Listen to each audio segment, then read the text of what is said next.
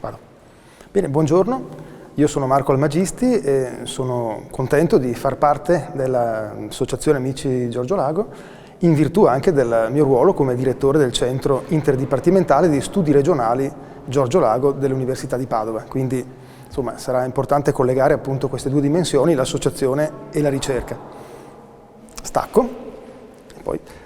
Io vorrei che alcune doti appunto che erano caratteristiche di Giorgio Lago potessero diventare patrimonio anche per le persone più giovani. Sono tre doti, tra loro molto collegate, secondo me almeno: curiosità, comprensione e condivisione.